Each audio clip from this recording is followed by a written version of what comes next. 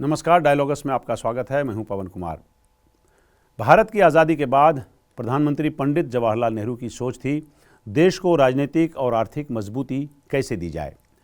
भारत में लोकतंत्र स्थापित करने की उनकी राजनीतिक परियोजना को तो ज़बरदस्त सफलता मिली, लेकिन आर्थिक तरक्की और विकास की सोच का नतीजा अच्छा नहीं रहा।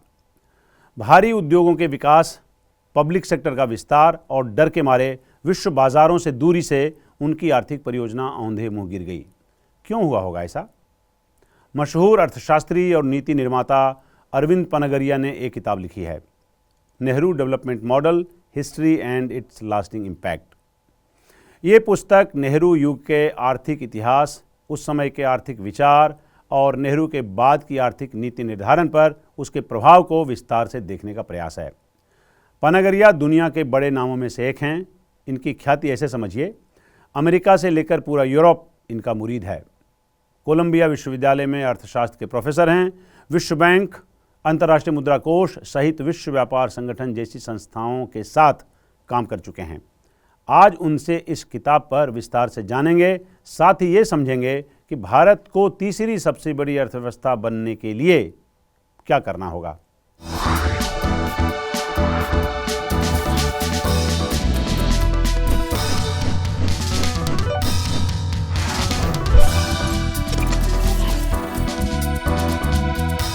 प्रोफेसर पनागरिया, स्वागत है हमारे इस कार्यक्रम में, डायलॉगस में आपका। ये जो किताब है आपकी, the Nehru development model, history and it's lasting impact, उससे जुड़े कुछ सवाल हैं। सबसे पहले तो ये कि मोटे तौर पे जो साधारण आदमी है, जो लेमैन है, जो ये समझता है कि इस देश को जवाहरलाल नेहरू ने बहुत आगे बढ़ाया, उसको ये समझने के लिए भी किस आलोक में उसको समझा जाए। उसमें आपने दो थ्योरी दी। एक तो आपने कहा कि साहब इकोनॉमिक प्रोजेक्ट था, दूसरा डेमोक्रेट था। इसको कैसे एलेबोरेट करते हैं आप? हाँ, सो इसमें मैं यहाँ से शुरू करता हूँ किताब को कि जब भारत को स्वतंत्रता मिली तो प्रधानमंत्री नेहरू के दो बड़े प्रोजेक्ट थे जी। एक राजनीतिक प्रोजेक्ट और एक आर्थिक प्रोजेक्ट। राजनीतिक प्रोजेक्ट था कैसे भारत को एक डेमोक्रेसी के रूप में स्थापित किया जाए, और इकोनॉमिक प्रोजेक्ट था कि कैसे भारत की गरीबी को दूर किया जाए। तो उनका जो पॉलिटिकल प्रोजेक्ट था, राजनीतिक प्रोजेक्ट, वो तो बहुत ही सफल हुआ। आज जो है भारत एक दुनिया की सबसे बड़ी डेमोक्रेसी के रूप में उभर कर आया है जी। और शायद भारत लगभग शायद अकेला ऐसा राष्ट्र है जो सेकेंड वर्ल्ड वॉर के बाद से जो है डेमोक्रेसी की स्थापना हुई, और इस पूरे अंतराल में डेमोक्रेसी रहा, इमरजेंसी वाला जी। पर उसमें भी डेमोक्रेसी की जड़ें इतनी मजबूत थीं कि इंदिरा गांधी जो है बहुत समय तक ऑथोरिटेरियन रूल को कंटिन्यू नहीं कर पाई। उन्होंने खुद ने इस बारे में सोचा, इंट्रोस्पेक्शन, कि देश डेमोक्रेटिक है, जो लेगेसी है खुद के फादर की, पिताजी की, वो क्या है। सो इस तरीके से उसके पहले जो है 60s में जो है कुछ वेस्टर्न राइटर्स ने लिखा था, एक किताब आई थी इस नाम से कि द डेंजरस डेकेड्स करके, कि भारत जो है कम्युनल और कास्ट और लैंग्वेज, रीजनल डिफरेंसेस के आधार पे बढ़ जाएगा, जो है बढ़ जाएगा, टूट जाएगा। ऐसा कुछ भी नहीं हुआ। तो इस हिसाब से मैं मानता हूँ कि जो देश को डेमोक्रेसी के रूप में उभर के आना था, ये जो प्रोजेक्ट था नेहरू जी का, वो बहुत ही सफल रहा। जो मॉडल उन्होंने अडॉप्ट किया, जिसको मैंने कि नेहरू डेवलपमेंट मॉडल कहा है जी, वो ग्रोथ के लिए और इंडस्ट्रियलाइजेशन के लिए बहुत गलत साबित हुआ। फिट नहीं था वो गलत साबित हुआ। ग्रोथ नहीं हो सकी, क्योंकि ग्रोथ नहीं हो सकी तो गरीबी भी दूर नहीं हो सकी। किन परिस्थितियों में उन्होंने ऐसी इकोनॉमिक पॉलिसी का चुनाव किया जिसकी ज़रूरत इस देश में नहीं थी? अब मैं आपको बताने की कोशिश करता हूँ कि क्या गलतियाँ रही इसमें। तो एक तो उनका ये रहा कि हमें जो है सेल्फ सफिशिएंसी चाहिए, यानी कि जो भी हमारी ज़रूरतें हैं, उन ज़रूरतों के सारे, जैसे हम कपड़ा चाहिए, हमें अनाज चाहिए, हमें बाइसिकल चाहिए, हमें कार चाहिए, ये सब हम लोग खुद बनाएंगे। तो ये सेल्फ सफिशिएंसी की जो कुछ हमें ज़रूरतें हैं वो हम अपने ही देश में पैदा करें। तो एक तो उनका ये ऑब्जेक्टिव था। क्योंकि ये कॉलोनियलिज्म के दायरे से सोच रहे थे कि ये इंपीरियलिज्म को अगर ट्रेड करते हैं, ट्रेड जो है इंपीरियलिज्म को ज़्यादा बढ़ावा देता है। तो नेहरू जी का ये मानना था कि हमको इसमें नहीं पढ़ना है। इंटरनेशनल ट्रेड को क्या वो हिकारत भरी नज़र से देखते थे क्या? हाँ, वो इसीलिए पर आज के ज़माने में जो अगर कोई इंटरनेशनल ट्रेड को अगर अलग तरीके से देखता है तो उसके प्रति अगर उसको बढ़ावा नहीं देना चाहता तो उसको हम कहते हैं प्रोटेक्शनिस्ट। जी जी, प्रोटेक्शनिज्म, या कभी कहते हैं हम इंपोर्ट सब्स्टिट्यूशन। पर नेहरू जी की थिंकिंग उधर से नहीं आ रही थी। नेहरू जी की थिंकिंग उससे थी कि ये जो है इंटरनेशनल ट्रेड इंपीरियलिज्म को बढ़ावा देता है। उनका रीजन ही डिफरेंट था। उनका रीजन बिल्कुल फर्क था। हाँ, आज के ज़माने में आप किसी से भी बात करें या लैटिन अमेरिका का 50s में 60s का भी देखें तो वो इंपोर्ट सब्स्टिट्यूशन के बहुत सारे ट्रेड पे रिस्ट्रिक्शन लगाए थे। पर नेहरू जी का ऐसा नहीं था। नेहरू जी बिल्कुल अलग थिंकिंग से आ रहे थे कि ये जो है ट्रेड जो है इंपीरियलिज्म को बढ़ावा देता है, इसलिए हमको इसमें इस पे निर्भर नहीं रहना। तो उनका ये था। दूसरा, फिर इंडस्ट्रियलाइजेशन करना था। तो उस वक्त की थिंकिंग ये भी थी कि अगर इंडस्ट्रियलाइजेशन करना है, ग्रोथ बढ़ानी है, तो इन्वेस्टमेंट करना पड़ेगा। तो इन्वेस्टमेंट करने के लिए तो आपको मशीन्स चाहिए। तो मशीन्स फिर कहाँ से आएंगी? अगर आप इंपोर्ट नहीं करना चाहते हैं मशीन्स को, तो फिर घर में बनानी पड़ेंगी। अगर आगे चल के ग्रोथ बढ़ानी है, तो अगर हमारे पास खुद की मशीनें बनाने की फैक्ट्रीज नहीं है, तो फिर इन्वेस्टमेंट कैसे बढ़ेगा? या तो हम इंपोर्ट करें, पर वो हम नहीं करना चाहते। तो इसलिए उन्होंने ये निर्णय लिया शुरू से हम जो है सबसे पहले हैवी इंडस्ट्री को स्थापित करेंगे। तो इसमें स्टील की मिल्स बनाना शुरू किया कि मशीनों में स्टील की सभी कुछ भी बनाएं आप, स्टील की ज़रूरत पड़ती है, तो स्टील की फैक्ट्रीज लगाई गई, मशीनों की फैक्ट्रीज लगाई गई।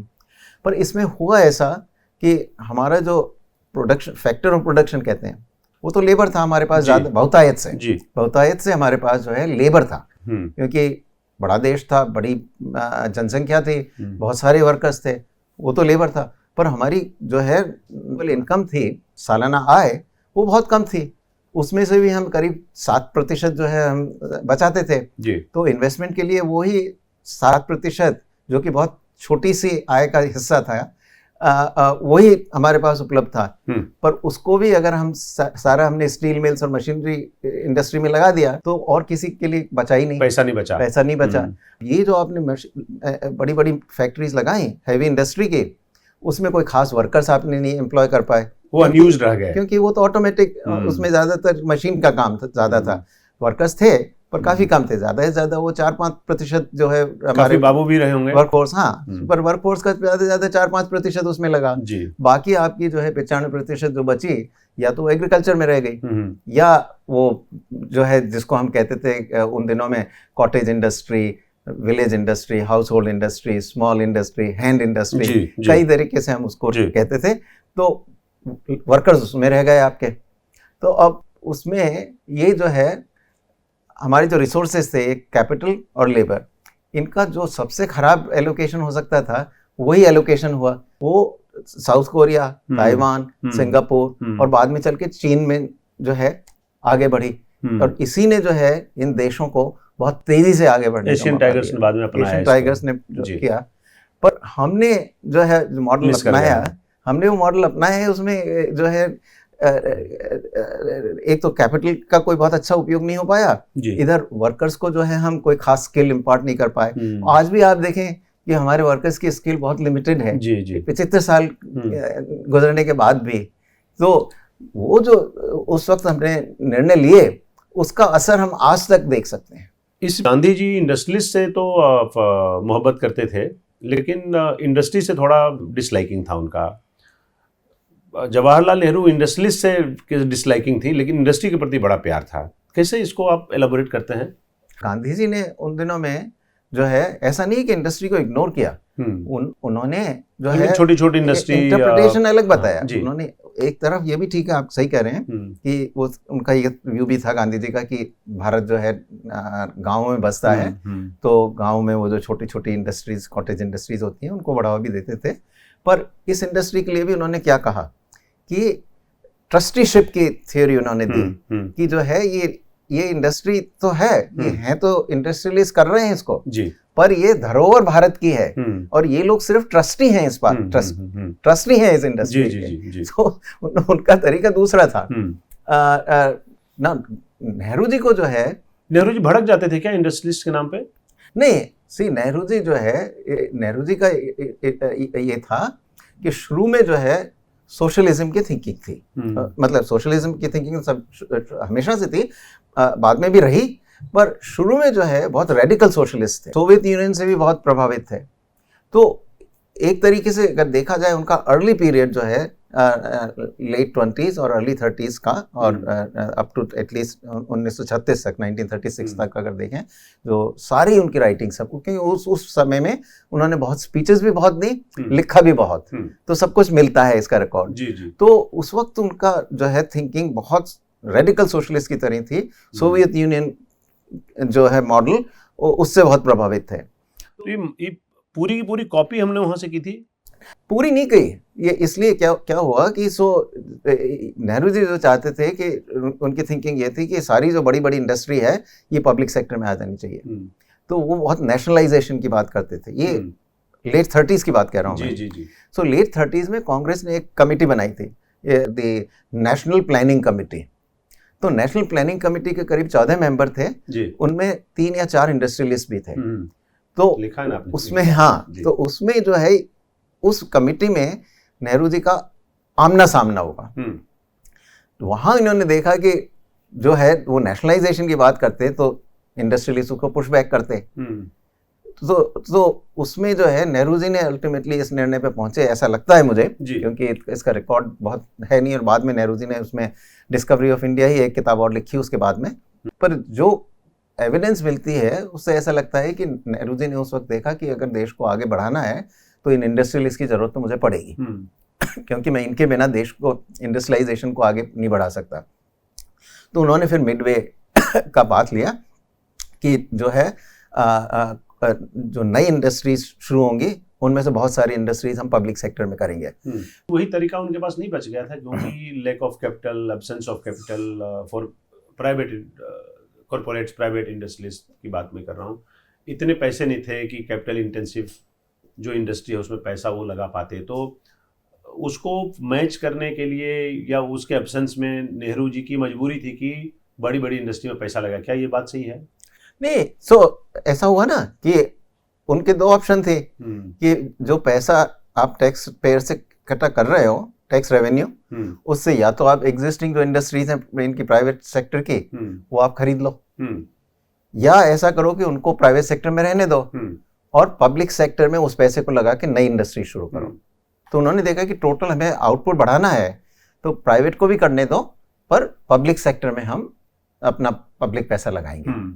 तो इस तरीके से जो है सोशलिज्म का भी रास्ता बढ़ा, पर प्राइवेट जो इंडस्ट्रियलिस्ट थे उनको भी जगह मिल गई। हैवी इंडस्ट्री के लिए एग्रीकल्चर बलि बेदी पे चढ़ गया, और बाकी जो दूसरे एरियाज है जहाँ पे बेहतर कर सकते हैं तो वहाँ पे शायद इन्होंने ध्यान नहीं दिया।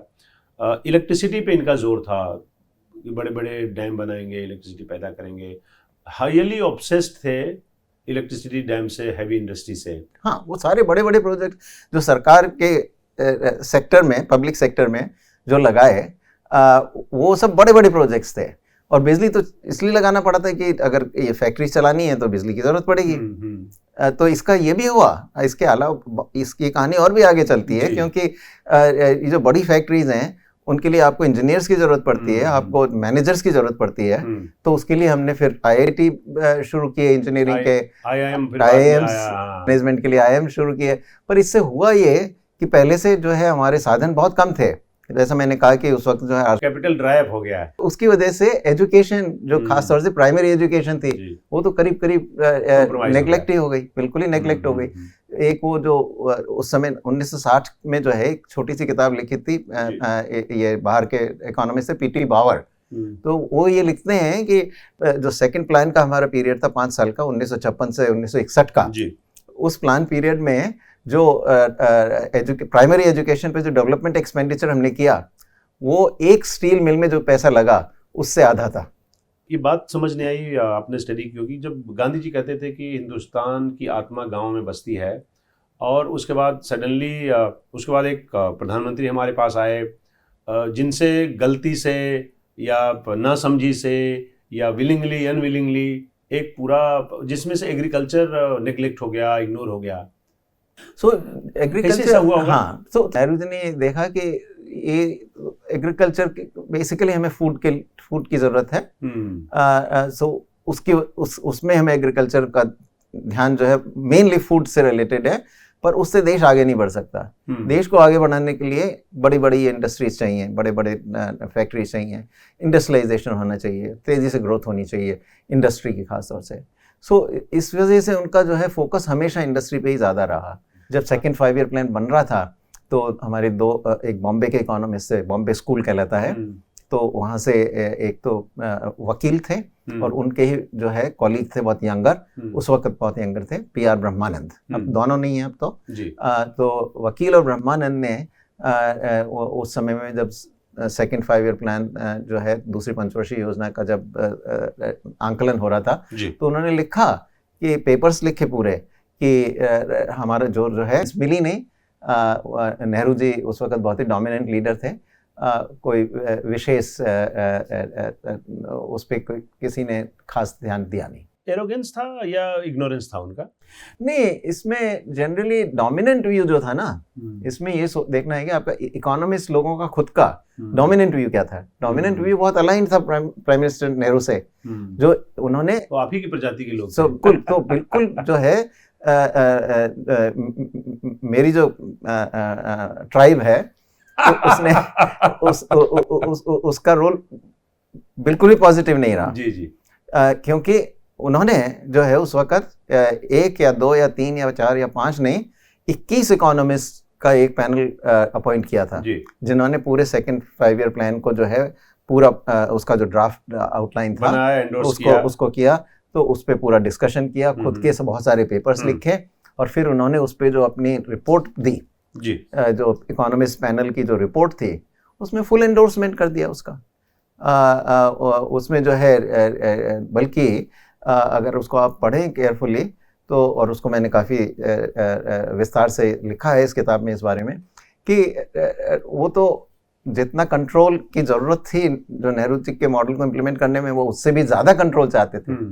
सो इकोनॉमिस्ट तो और भी ज़्यादा more loyal than the more intervention, हाँ, इवन मोर इंटरवेंशनिस्ट। सर, इस पूरे स्पेस में जवाहरलाल नेहरू को जिम्मेदार मान सकते हैं, पर महालनोबिस को भी आप बराबर की जिम्मेदारी देंगे इसके लिए? नहीं, इस किताब को लिखने में बहुत लिटरेचर पढ़ा और मेरा कंक्लूजन उसमें सारा यही है कि मेलानोबिस ने वही किया जो नेहरू चाहते थे। मेलानोबिस नेहरू जी को बहुत समय से जानते थे, 1940-41 के करीब वहाँ तब से उनका जो है इनके साथ कांटेक्ट रहा, तो लोग नेहरू जी के माइंड को बहुत अच्छी तरह समझते थे। अब मेलानोबिस खुद जो है ना, वो फिजिक्स में वो तो बाय ट्रेनिंग तो फिजिसिस्ट थे जी। फिर खुद ने थोड़ा बहुत स्टैटिस्टिक्स की तरफ आ गए थे, पर ये तो इकोनॉमिक्स का काम था। हालांकि मैं जैसा पहले कह चुका हूँ कि इकोनॉमिस्ट जो खुद थे वो उन्होंने भी कोई बहुत पॉजिटिव उनका भी प्रदर्शन अच्छा नहीं था। क्या ये कह सकते हैं planning commission he was the core problem? Core नहीं, वो कोर तो प्रॉब्लम यही थी कि ये जो चॉइस करी कि हैवी इंडस्ट्री से शुरू करना है, सबसे बड़ी कोर प्रॉब्लम यही थी। क्योंकि अगर आपने हैवी इंडस्ट्रीज को पहले बनाना शुरू करना है तो बाकी की चीज़ें इसी को फॉलो करती, बाकी की चीज़ों ने इसी को फॉलो किया।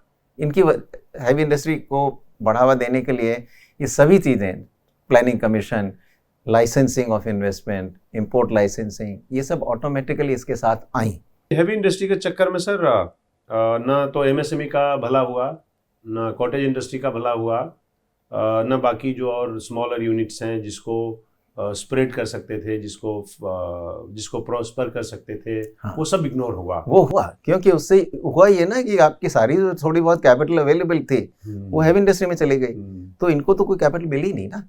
तो जो जैसे आपके कपड़े बनाने वाला है, वो अगर सुई से सिलाई कर रहा है तो सुई से ही सिलाई करता रहा 20 साल तक, 25 साल तक। जिसके पास कुछ थोड़ी बहुत तो मशीन मिल गई, सिलाई की मशीन, तो वो थोड़ा बहुत आगे बढ़ गया।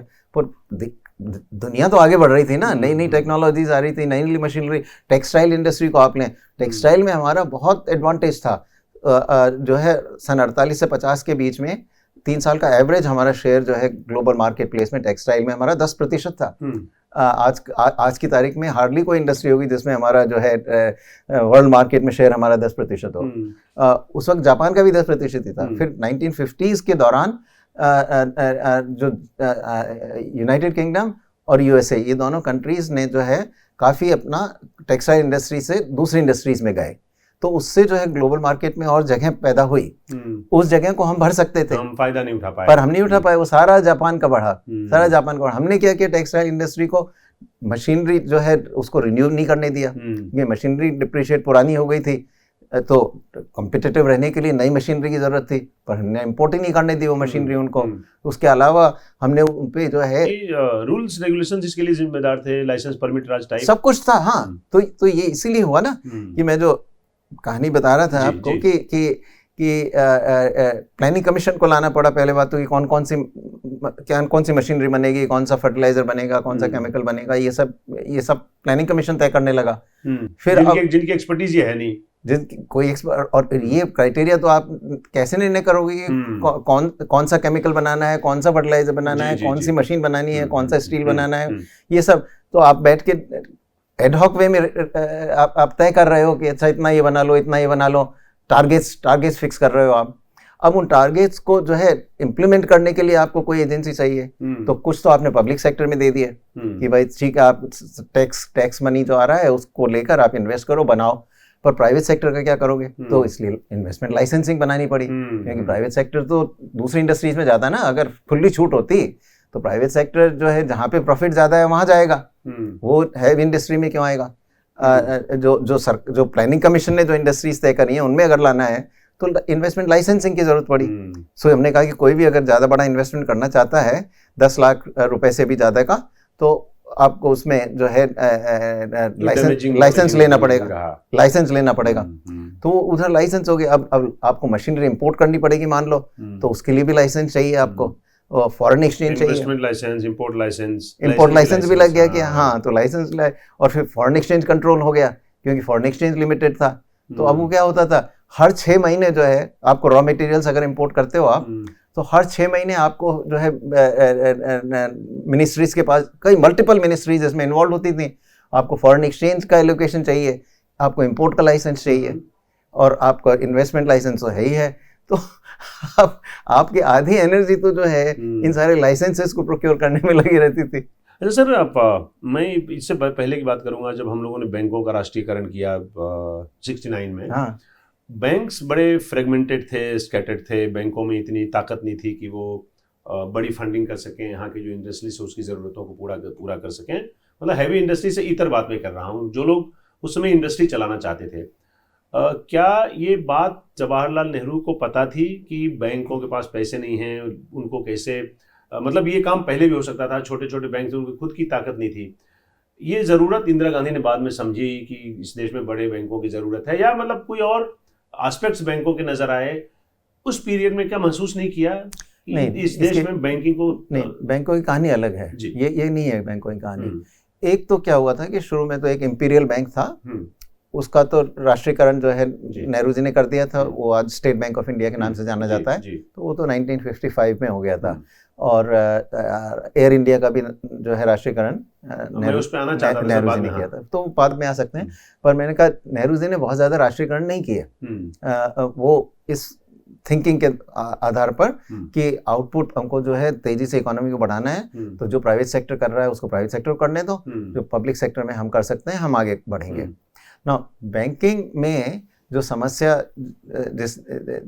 जो स्थिति थी जिसने इंदिरा गांधी को इस बात के लिए प्रोत्साहित किया कि वो नेशनलाइज करें, वो स्थिति, उसका कारण ये था कि ये हमारी जो प्राइवेट बैंक्स थे उनमें से बड़े वाले जो थे, जैसे bank of Baroda, Punjab national bank, ये बैंक्स जो हैं इंडस्ट्रियलिस्ट ओन करते थे। तो ये इंडस्ट्रियलिस्ट जो है अपने आप को पैसा ज़्यादा देते थे, जो क्रेडिट जो उधार का पैसा होता है, bank was one of them. तो सिंडिकेट शायद बाद में आया, पर ये ओरिजिनल ये थे करीब 14 बैंक थे जिन पर 1980 वाला है सिंडिकेट। हाँ शायद, पर उसमें देख सकते हैं क्या। जी, जी। पर जो पर मोटे रूप से ये था कि ये बैंक्स जो हैं इंडस्ट्रियलिस्ट खुद ओन करते थे, तो उसका जो है डिपॉजिट लेते थे पब्लिक का और फिर इस्तेमाल खुद करते थे और एग्रीकल्चर को बिल्कुल नहीं देते थे। तो ये 60s में जो है ये बड़ी डिबेट चली कि क्या किया जाए इस विषय में। तो शुरू में जो है थिंकिंग सरकार में, ये इंदिरा गांधी के आने के बाद की जो है, मोरारजी देसाई फाइनेंस मिनिस्टर थे और इंदिरा गांधी प्राइम मिनिस्टर थी, तो थिंकिंग उस वक्त ये चली कि बैंकों का सोशल कंट्रोल करना जरूरी है और वो सोशल कंट्रोल होना शुरू हो गया था। 68 में ऑलरेडी ये पॉलिसी आ गई थी कि भाई जिसमें हम जो है प्रायोरिटी सेक्टर लेंडिंग वगैरह शुरू किया उसमें, उस पॉलिसी के तहत कि इतना एग्रीकल्चर को आपको लैंड करना पड़ेगा, इतना स्मॉल इंडस्ट्रीज को करना पड़ेगा। इस तरीके की थिंकिंग इम्प्लीमेंट होना शुरू हो गई थी। पर ये फाइनली क्या हुआ कि ये पॉलिटिकली जो है इंदिरा गांधी को चैलेंज चल रहा था सिंडिकेट से, जो कांग्रेस का ऑर्गेनाइजेशनल विंग था, जो नंबूदरी प्रेसिडेंट थे उस वक्त, कामराज भी उसमें थे, मोरारजी देसाई थे, ये जो है सिंडिकेट कहते थे इसको हम। तो इनमें और इंदिरा गांधी में टसल चल रही थी, क्योंकि इन लोगों ने इंदिरा गांधी को शुरू में प्राइम मिनिस्टर इसीलिए बनाया, इस आशा के साथ बनाया कि उसको हम जो है अपनी पपेट की तरह जो है कंट्रोल करेंगे।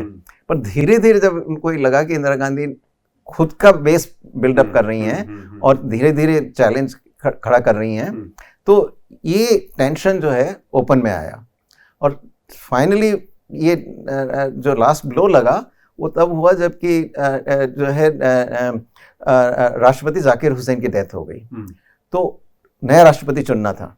तो उसमें जब कांग्रेस के चुनने की बात आई कि कैंडिडेट कौन होगा, तो ऑर्गेनाइजेशनल विंग ने तय कर लिया, वोट करके, वोट्स उनके पास थे within Congress party, Sanjiva Reddy को हम खड़ा करेंगे। अब इसमें पॉलिटिक्स ये लगी कि अगर संजीवा रेड्डी प्रेसिडेंट बन जाते हैं तो कभी भी अगर हंग पार्लियामेंट या कुछ भी हो तो प्रेसिडेंट का रोल इंपॉर्टेंट हो जाता है। तो इसलिए दोनों साइड्स को, इंदिरा गांधी को भी और सिंडिकेट को भी, ये बहुत थी कि प्रेसिडेंट हमारी चॉइस वाला हो, उसकी नहीं चॉइस का ना हो। तो उसमें इन दोनों में जब टेंशन शुरू हुई और उन्होंने संजीवा रेड्डी को बना दिया, तब इंदिरा गांधी ने जो है इनके खिलाफत में ओपन में किया कि वीवी गिरी को जो है प्रेसिडेंट के लिए कैंडिडेट चुपचाप करके खड़ा करवा दिया। और उसी में फिर जो है वीवी पॉपुलैरिटी के लिए कहा कि मोरारजी देसाई और सारे लोग जो हैं ये ये कैपिटलिस्ट की जेब में हैं, इसीलिए नेशनलाइजेशन नहीं कर रहे हैं बैंक का। मोरारजी देसाई फाइनेंस मिनिस्टर थे, रिमेंबर। सो इसलिए कि ये लोग इंडस्ट्रियलिस्ट को पेंडर कर रहे हैं, उनको नेशनलाइज नहीं कर रहे हैं। तो इस आधार पे करके उन्होंने मोरारजी देसाई को फायर किया एज फाइनेंस मिनिस्टर, खुद ने फाइनेंस का पोर्टफोलियो लिया, 14 बैंक को नेशनलाइज किया। बहुत रैपिडली ये सारे इवेंट्स बहुत तेजी से हुए और वो नेशनलाइजेशन बहुत पॉपुलर साबित हुआ। तो उन दिनों में देश के हित में नहीं रहा, मैं समझता हूँ, पर उस वक्त ये बहुत पॉपुलर रहा। और जो है दिल्ली की गलियों में लोगों ने स्ट्रीट्स में, रोड साइड पे बहुत इसको सेलिब्रेट किया। सर, इंदिरा गांधी पे आ गए। इंदिरा गांधी ने जो जवाहरलाल नेहरू ने किया उसको आगे बढ़ाया और कुछ अपनी मर्जी का किया, जिसमें वो तो और ज़्यादा लेफ्ट साबित हुई। इंडस्ट्री को ज़्यादा नुकसान हुआ, क्वांटिटी फिक्स किया, इससे ज़्यादा आप प्रोडक्शन नहीं कर सकते। जिन्होंने किया उसमें से कुछ लोगों को जेल भेजा गया। ये बात मतलब 80 के आसपास भी देखा गया, जिसमें बजाज साहब भी शामिल थे। उसी हैंगओवर को आगे बढ़ाने जैसा था, या इंदिरा गांधी का ये अपना आइडिया था कि हम इस तरह से रूल करेंगे, या मतलब ये पीछे की जो खुशबू थी उसको थोड़ा ये आगे लेके आई? पहली बात तो ये कि आप इस बात को ध्यान में रखें कि आफ्टर ऑल नेहरू जी की डॉटर थी, नेहरू जी सोशलिस्ट थे, तो वो सोशलिज्म खुद ने भी इनहेरिट किया ही। और अगर हम अर्ली हिस्ट्री देखें, वो कुछ थोड़ा बहुत मैंने डॉक्यूमेंट किया है इस किताब में, कि इनका झुकाव बहुत हैवीली सोशलिस्ट की तरफ था और एक बड़ा सोशलिस्ट विंग था कांग्रेस में, और उसको इन्होंने पेट्रोनाइज किया था पहले नेहरू जी के रहते हुए भी। तो एक तो बैकग्राउंड में ये बात है। दूसरी बैकग्राउंड की बात ये है कि पब्लिक में जो है सोशलिज्म बहुत पॉपुलर था, और ख़ास तौर से जब उन्होंने नेशनलाइज किया बैंक्स को, तो उनको नेशनल सोशलिज्म की पावर का और भी सबूत मिला कि इसकी वजह से वो खुद इतनी पॉपुलर हो गई। तो मैं ऐसा मानता हूँ कि नेहरू जी के ज़माने में ही जो है 14-15 साल जो नेहरू जी का टेन्योर रहा, उसके दौरान सोशलिज्म की जड़ें सब जगह फैल चुकी थी, चाहे हमारी पॉलिटिक्स हो, चाहे हमारे इकोनॉमिस्ट या इंटेलेक्चुअल्स हों, चाहे हमारे ब्यूरोक्रेट्स हों, चाहे हमारे इवन बिजनेसमैन हों, और पब्लिक में भी था ही। तो इंदिरा गांधी ने तो और डैमेज किया, तो डैमेज किया, पर वो इस बात को जान के किया कि इस सपोर्ट है, अगर मैं सोशलिज्म को आगे बढ़ाऊंगी तो पब्लिक मुझे सपोर्ट करेगी। तो आप देखिए कि 1971 के चुनाव में जो है बहुत रिसाउंडिंग विक्ट्री हुई इंदिरा गांधी की उसमें इलेक्शन में, और उस 1971 के इलेक्शन के बाद जो सारे उनके ओपोनेंट्स थे, मोरारजी देसाई, नबू प्रसाद वगैरह, वो सब साइडलाइन हो गए सारे के सारे। इंदिरा गांधी इकोनॉमिक पॉलिसी जो आपको लगता है कि आज की तारीख में रेलिवेंट है, देश को आगे बढ़ाने में काम आया है? मैं नहीं कह सकता कोई भी ऐसी, क्योंकि ज़्यादातर चीज़ें ऐसी हुई जिनको अनडू किया गया या अनडू करने की ज़रूरत है। में कई चीज़ें हुई हैं, उसका नेशनलाइजेशन बैंक्स का हुआ, वो अभी भी नेशनलाइज्ड ही हैं, वो सारे बैंक, उनको प्राइवेटाइजेशन अभी भी नहीं हुआ है। वो एक अलग कहानी है। इंश्योरेंस को इन्होंने नेशनलाइज किया, इंश्योरेंस कब फाइनली अब प्राइवेट सेक्टर में आ गया है, तो एटलीस्ट इंश्योरेंस को तो ओपन कर दिया गया है। हालांकि स्टिल जो है लाइफ इंश्योरेंस कंपनी तो प्रीटी मच अभी भी पूरी पब्लिक सेक्टर में ही है। उसके बाद उन्होंने कोल माइंस को सारा नेशनलाइज किया, ऑयल इंडस्ट्रीज को ज़्यादातर नेशनलाइज कर दिया।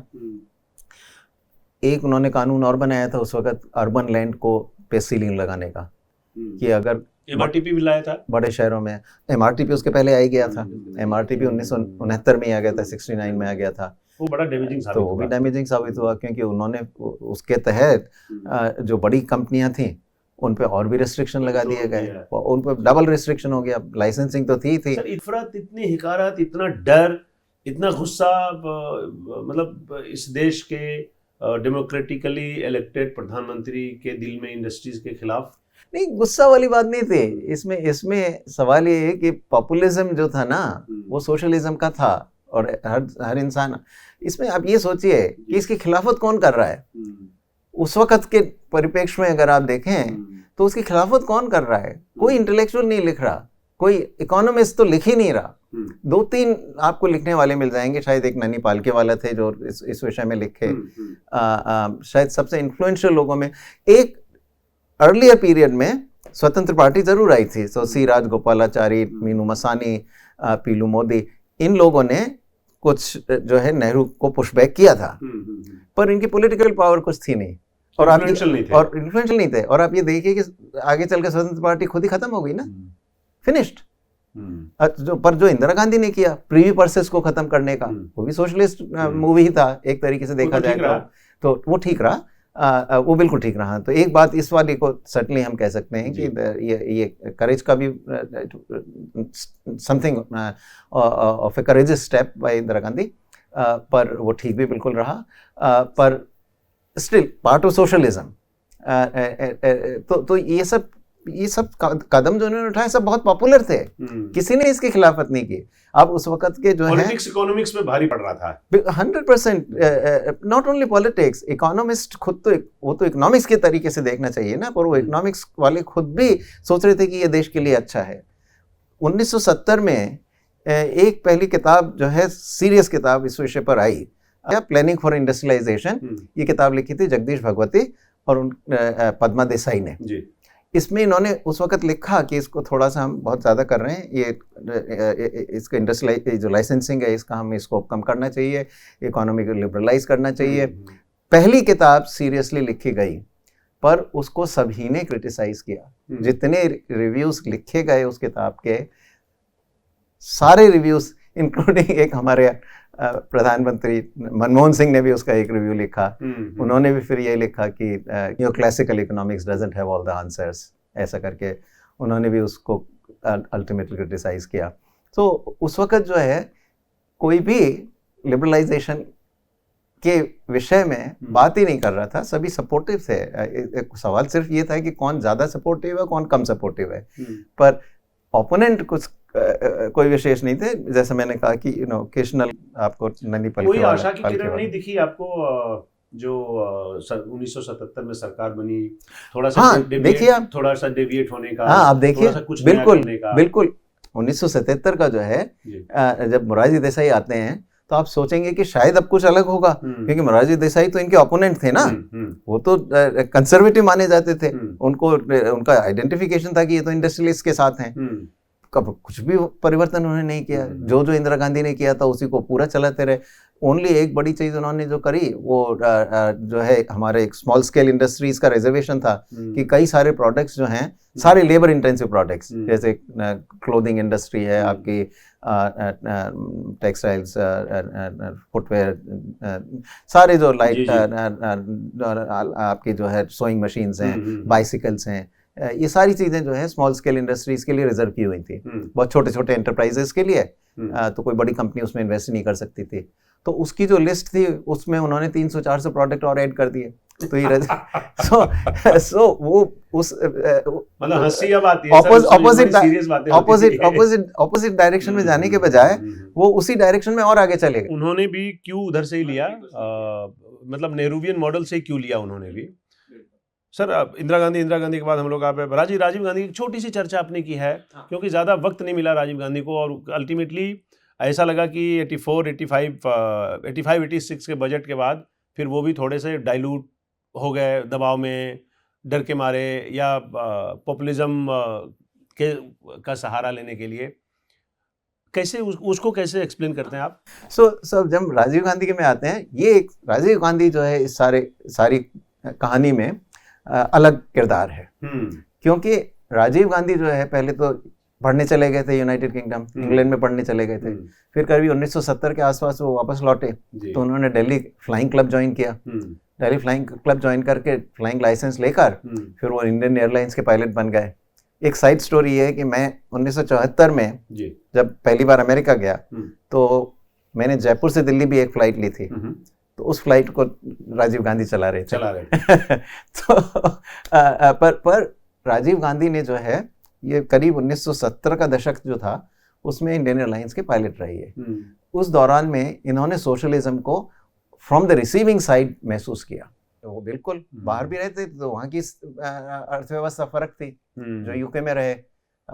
उसके अलावा फिर जब यहाँ भी देखा कि सोशलिज्म कैसा डिलीवर कर रहा है, तो उन्होंने शायद वो पहले ऐसे इंसान थे पॉलिटिक्स में, जब आगे चल के पॉलिटिक्स में आने वाले इंसान थे जिसने सोशलिज्म को रिसीविंग एंड से देखा। क्या था कि वरना जो सारी जो एलिट आपके रूलर्स आ रहे थे एक के बाद एक, वो सब सोशलिज्म की दूसरी तरफ से आ रहे थे। सोशल जैसा कहते हैं कि आप डेस्क के आगे की तरफ हो या डेस्क के पीछे की तरफ हो कोई सर्विस प्रोवाइड करने में, तो वो रिसीविंग एंड पर थे। फ्रीडम के आसपास की पैदाइश थे, तो इनकी तरबियत भी थोड़ी डिफरेंट तरीके से हुई। हो सकता है दुनिया जहान घूमा होगा, हो सकता है, वो भी हो सकता है। पर बेसिकली जो ये जब प्रधानमंत्री बने तो शुरू से उनकी जो है स्पीचेस देखें आप एक के बाद एक, बिल्कुल साफ उन्होंने कहा कि सोशलिज्म से हमें दूर जाना है। कुछ अच्छे लोग आपको राजीव गांधी के आसपास दिखते हैं जिन्होंने इस तरह से टॉर्च दिखाया होगा राजीव गांधी को, या उस तरह से समझाया होगा कि एक नया नजरिया वो क्रिएट करें? नहीं, इनके दोस्त बहुत सारे पायलट थे। एक सतीश शर्मा करके थे, अरुण सिंह, करेक्ट, अरुण सिंह। हाँ, तो ये खुद ही लेकर आए इनको, और इन पे बहुत अटैक होते थे इस बात से कि ये कोटरी है, हाँ अपनी कोटरी इससे घिरे हुए हैं एंड ऑल। और उन्होंने एक्चुअल में ऑल्सो एक बड़ी इंटरेस्टिंग बात यह है कि जो इंदिरा गांधी के जो सारे बड़े सीनियर एडवाइजर्स थे ज्यादातर को निकाल दिया था, केवल नरसिम्हा राव इनके साथ रहे और उनका बड़ा सम्मान करते थे। पीसी अलेक्जेंडर ऑल्सो, हाँ पीसी अलेक्जेंडर तो ब्यूरोक्रेसी की साइड से, पॉलिटिशियन में जो है, पॉलिटिशियन में नरसिम्हा राव उनका बड़ा आदर करते थे। ये विनय सीतापति ने भी अपनी किताब में लिखा हुआ है। करेक्ट। सर तो कुल मिला के ये कह रहे हैं कि राजीव गांधी बहुत मतलब did not cut any ice.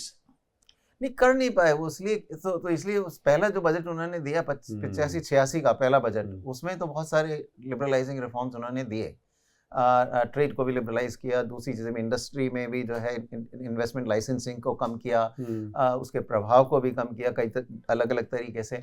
सो बड़ा अच्छा बजट था। मई 1985 में जब ऑल इंडिया कांग्रेस कमेटी का अधिवेशन हुआ मुंबई में, शायद मुंबई में, जी, और कहीं महाराष्ट्र में, शायद मुंबई में था, जब 100 इयर्स पूरे हुए थे कांग्रेस को, उसकी बात कर रहा हूं। हाँ, ये भी सही है, बॉम्बे में, करेक्ट, बॉम्बे में, ये 85 की बात है, तो जी, पूरे 100 साल। हाँ, 100 साल। तो उसमें जो है कांग्रेस के सारे बहुत ऐतिहासिक अधिवेशन था। हाँ, पर उसमें कांग्रेस के सारे सीनियर लीडर्स जो हैं वो गैंग अप कर गए राजीव गांधी पर कि हाँ, क्योंकि राजीव गांधी ने बड़ी रिवोल्यूशनरी बातें की थी उसमें। करेक्ट। तो उन्होंने कहा कि ये तो नेहरू जी से हमें जो है विरासत में मिली है सोशलिज्म जी, और ये नेहरू जी की पॉलिसी है, इसको कांग्रेस नहीं छोड़ सकती जी। तो उनका ये इंसिस्टेंस रहा। अल्टीमेटली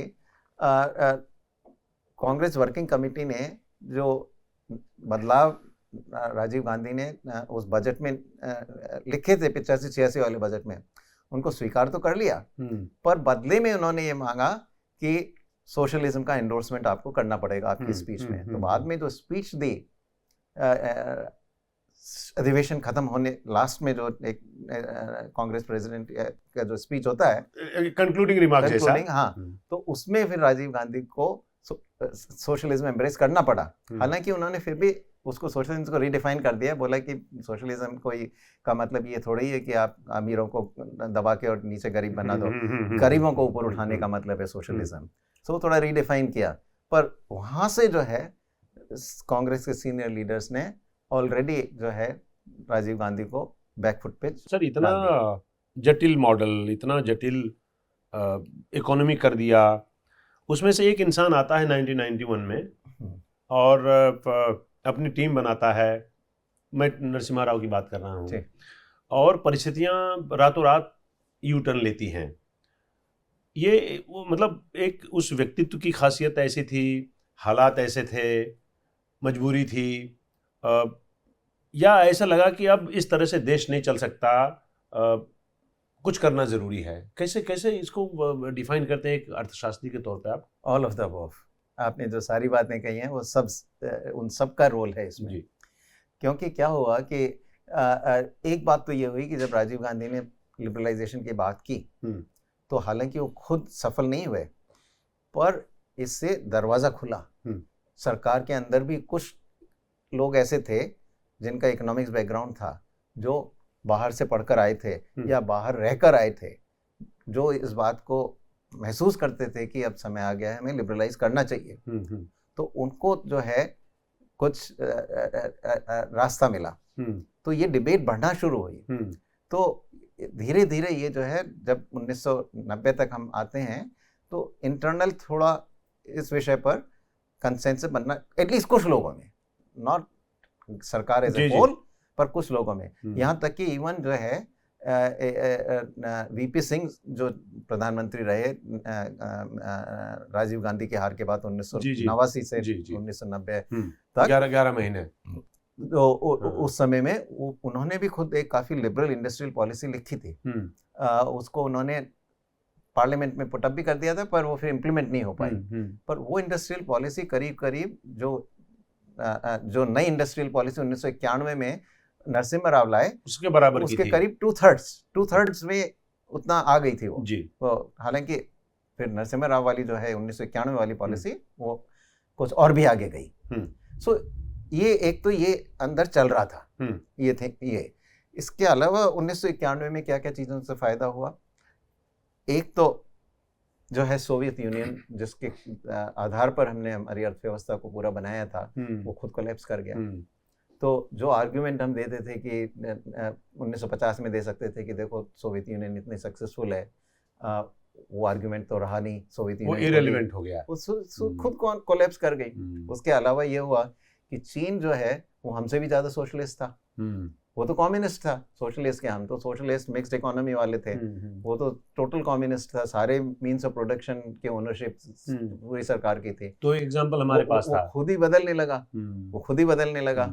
हाँ, इसमें क्या होता था कि पहले जब कोई कहता था कि देखो सिंगापुर कितना आगे बढ़ गया, देखो हांगकांग कितना आगे बढ़ गया, तो हमारे लोग कहते थे कि ये क्या है, तो सिटी स्टेट है, इसका क्या रेलेवेंस है हमारे लिए। फिर कहो कि साउथ कोरिया देखो आगे बढ़ गया, ताइवान आगे बढ़ गया। ब्यूरोक्रेट पहले बहुत बोलते थे। हाँ, तो साउथ कोरिया ताइवान क्या रे, वो तो छोटी छोटी कंट्री है, छोटी छोटी कंट्री है। और चाइना का नाम नहीं लेते थे। नहीं, और चाइना तो चक्कर ही था ना कि चाइना खुद भी उस वक्त तो कम्युनिस्ट था, पर जब चाइना ने रुख बदला और 1980 के दशक में चाइना जो है करीब 10% की ग्रोथ रेट से बढ़ता गया, तो ये आर्ग्यूमेंट खत्म हो गया कि जो कम्युनिस्ट था, हमसे भी ज्यादा पॉपुलेशन जिसकी थी, वो ही जब बदल गया, रास्ता बदल गया, और वो रास्ता बदल कर जो है इतनी तेजी से आगे बढ़ रहा है, तो आपका आर्ग्यूमेंट जो डिफेंस था साउथ कोरिया ताइवान इनके खिलाफ, वो सारा खत्म हो गया। सर, नरसिम्हा राव को ये श्रेय देते हैं आप इसका, या डॉक्टर मनमोहन सिंह को देते हैं, या दोनों को देते हैं, या पूरी टीम को देते हैं?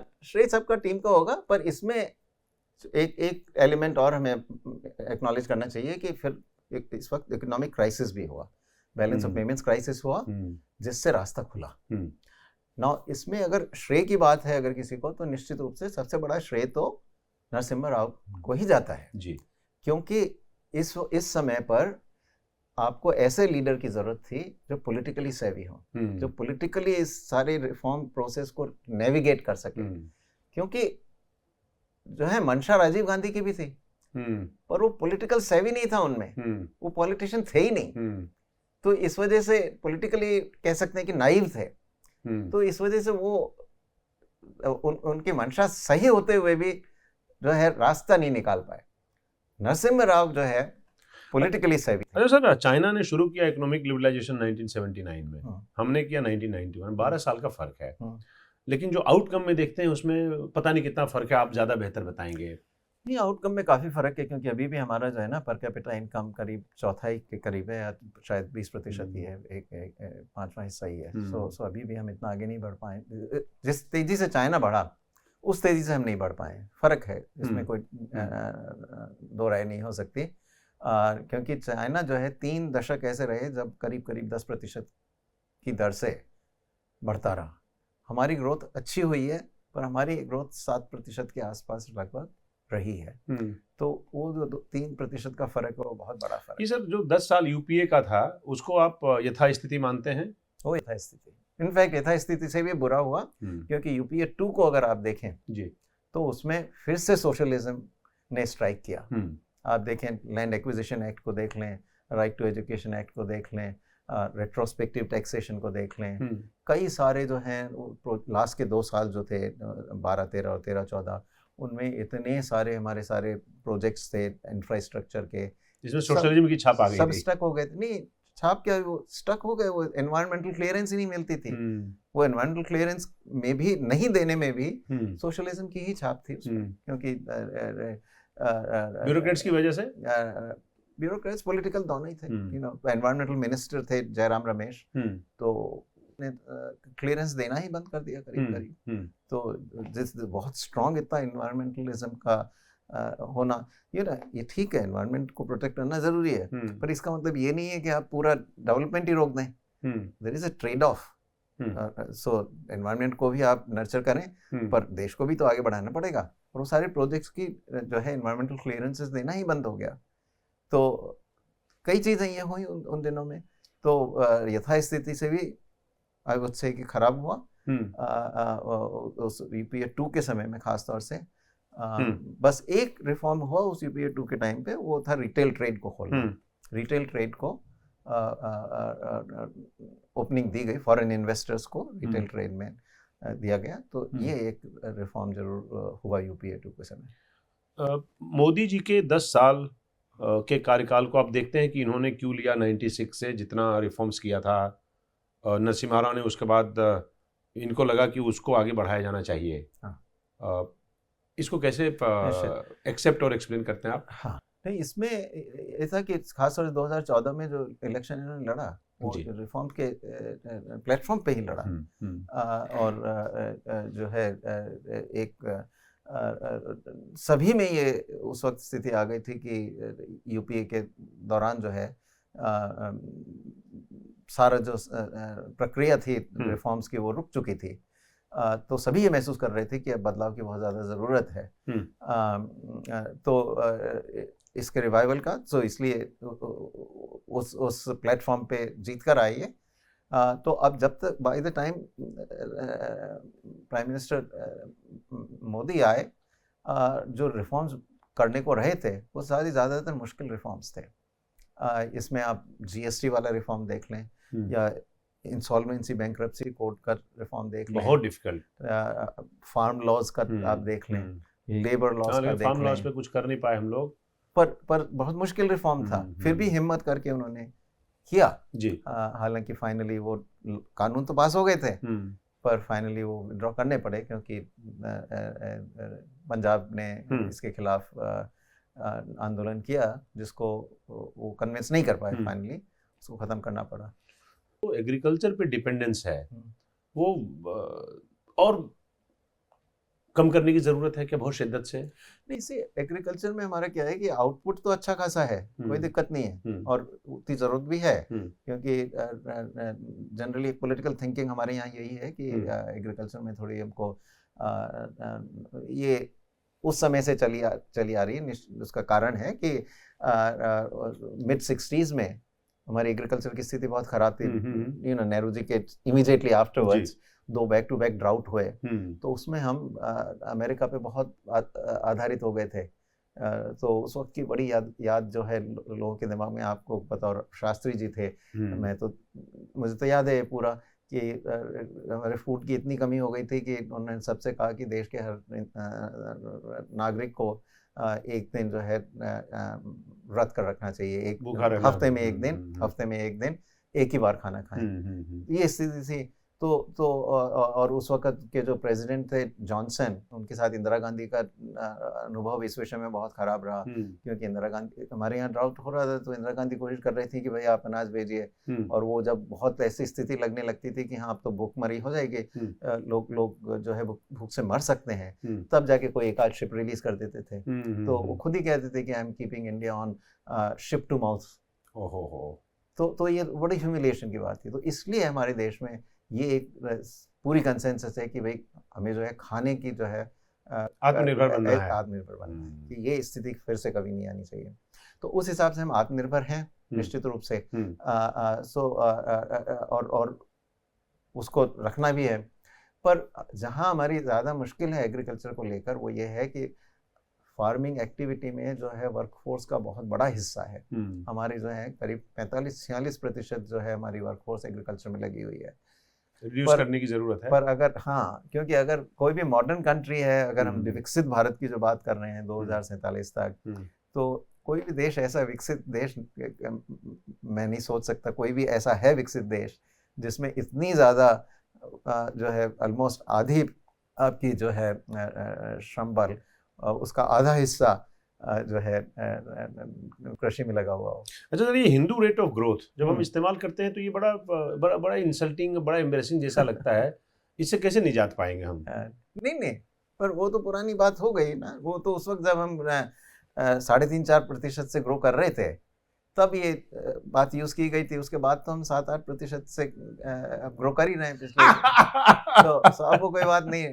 हालांकि जो स्केप्टिक लोग हैं वो ये भी करते हैं कि अगर कभी 6% हो गई तो कहते हैं कि अभी नियो हिंदू ग्रोथ जो भी है। अच्छा सर, मोदी जी के 10 साल और यूपीए के 10 साल, एक छोटा सा कमेंट आपसे चाहेंगे। नहीं, इसमें तो साफ ही है ना कि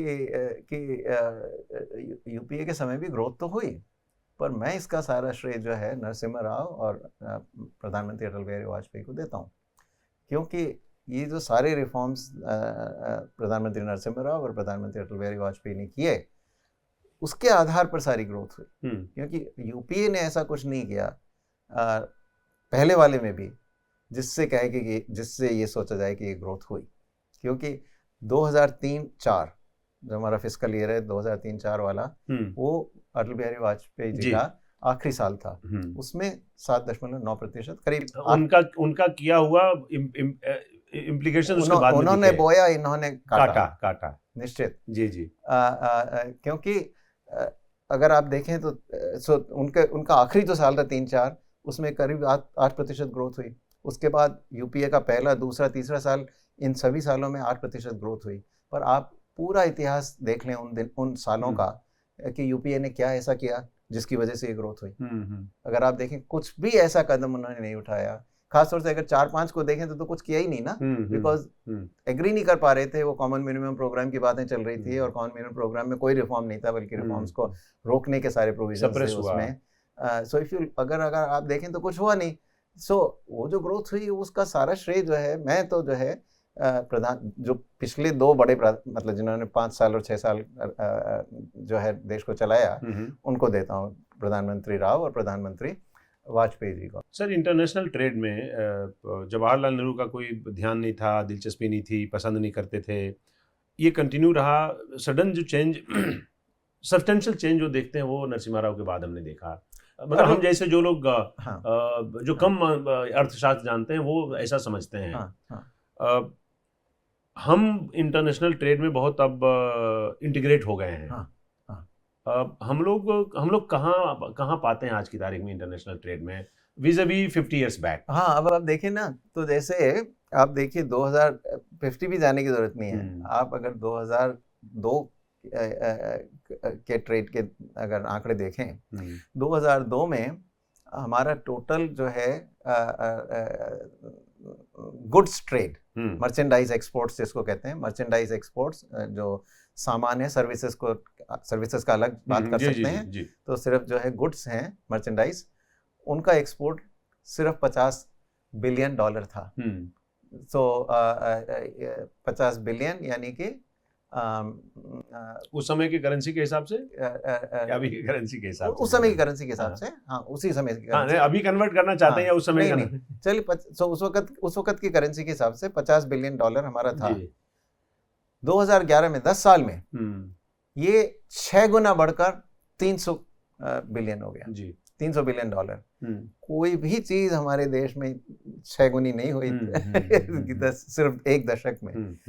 तो ट्रेड में बड़ा तेजी से परिवर्तन हुआ, और सर्विसेज का एक्सपोर्ट तो उससे भी तेजी से बढ़ा। तो हम जो है प्रैक्टिकली जो है 91 में एक क्लोज्ड इकोनॉमी थे। हम कहते हैं कि करीब करीब बंद ही थी हमारी इकोनॉमी। टोटल जो है एक्सपोर्ट हमारे 7% रहे होंगे, इंपोर्ट्स 9% रहे होंगे, दोनों मिला के कोई 15-16% जीडीपी के। आज की तारीख में अब उतार चढ़ाव आए उसके बाद 2011 के बाद, पर अब आज की तारीख में हमारा करीब जो है 45 से 50% के बीच में जो है ट्रेड का रेशो है जीडीपी में। तो काफ़ी आगे आ गया है। चलिए सर, बहुत बहुत शुक्रिया, आपने वक्त दिया और बाकी ढेर सारी चीज़ों पे आपने बात की। आपका बहुत बहुत शुक्रिया डायलॉगस से बात करने के लिए। My pleasure.